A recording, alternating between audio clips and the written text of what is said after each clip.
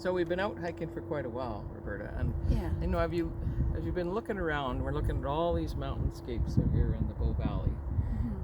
What's the most common type of tree that you see when you're looking? I see a lot of conifer, evergreens. Yeah, a lot of conifer trees, the cone-bearing trees, Mhm. which are evergreen. So Right. these particular ones, so most conifers are evergreen except for the larch. Remember the larch, Right. which is deciduous and does lose its needles, but Yeah. the rest of them are evergreen. And why do you think it is that it's conifer trees that are the most abundant as we go up the mountain slopes? Like, why isn't it deciduous trees? Why do we only see them mostly in the valley bottom? I don't know. I always just wondered if maybe deciduous were afraid of heights. That's good. You know, what's really cool about conifer trees is they're like the superheroes of the forest here.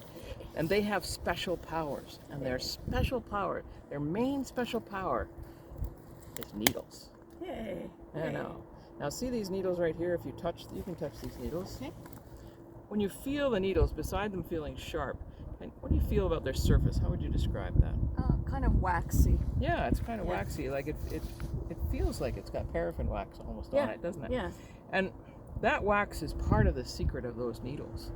Like up here in these high mountains, there's a lot of wind like we've experienced today. Yes. And wind steals away moisture. Right. It can take it from plants. A lot of little flowering plants are very low to the ground in the mountains to not lose moisture. But these guys stand up tall, so they're getting hit by the wind a lot. But that waxy surface on the needles prevents a lot of water from coming out from those needles. So it holds the water in this tree. So that's one advantage that they have.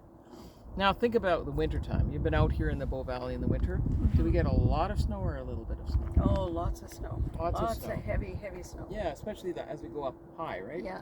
Yeah. And that snow, if you think about it, is pretty hard on trees. Like when it lands on the trees, it can stick to the trees, right? Yeah. So what yeah. happens in like snow-timber in Calgary? You know, what Calgary. happened in snow-timber? Oh, it was deciduous trees crashing everywhere. Right, because Yeah. those big leaves, they would hold a lot of snow. So that's a reason that deciduous trees lose their leaves in the fall. Right. But these guys don't. So how do they manage to have all that snow fall on them not break? Good question. Well, again, if you think about these needles, they're very small. They're very dissected. They're all over the place. There's lots of little ones. So it's not going to hold a ton of snow, but it does hold some snow, but not a ton. And then look at the flexible branches. There's another superpower of these trees, that they're pretty flexible. And so the snow falls on them, accumulates a little bit. When it gets too heavy, it just flexes and falls off. And so it can stand that too. So again, another superpower. Mm-hmm. Now the other thing is, what are leaves for? Why do trees and plants have leaves anyway? Yeah, I guess they photosynthesize, feed the tree. Right. So it's a way of making food. Yeah. So think about that poor deciduous tree. So there's that poplar or that aspen down in the valley bottom, and when winter comes, can it make any food? No. No. So drop those leaves to make it through the winter. Sap goes down. In the spring, when the sap comes up, it still can't make a lot of food, can't do a lot of photosynthesizing until those green leaves grow. Right. But these guys have not lost their leaves, because needles are just a type of leaf. And they haven't lost it. There's chlorophyll in every single needle, which is a lot of surface area when you look at all these little spaces. Mm-hmm. And as soon as the sap comes up in the spring, they can produce food. Wow.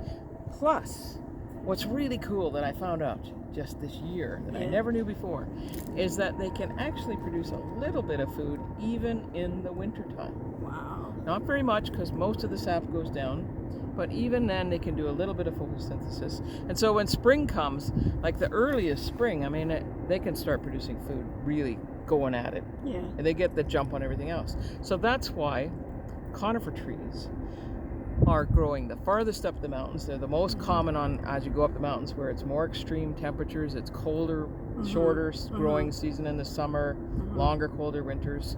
And it's also why they grow the furthest north too, if you go into the boreal forest going north. Up until you get to tree line, both going up and going north, where then it's just too severe for even them to survive. But these conifer trees, like I said, like the superheroes of this mountain forest, and their superpower is these tiny little needles right here. That's amazing. Yeah. Yeah. Any questions? Yeah. Is that why, when we were hiking up the canyon, Yeah. we could see that cliff with all the little tiny trees on it? Yeah. Is that why they're able to cling to that surface and survive through the winter? Because I would think the snow would be really heavy on them there. Yeah, it could be, and it's going to shed that. It's not going to stay on it, but a deciduous tree would have more trouble. But they've also got that cold condition. So you notice the deciduous trees were in the bottom of the canyon where it was warmer, Yes. and you didn't really see them growing up the sides where it's getting into the cold. Yeah. More extreme stuff. Super. Yeah. Thanks for listening. I think we should go on to our next stop. I'm up for it. Thank you. Okay. Excellent. Thanks, Ellen.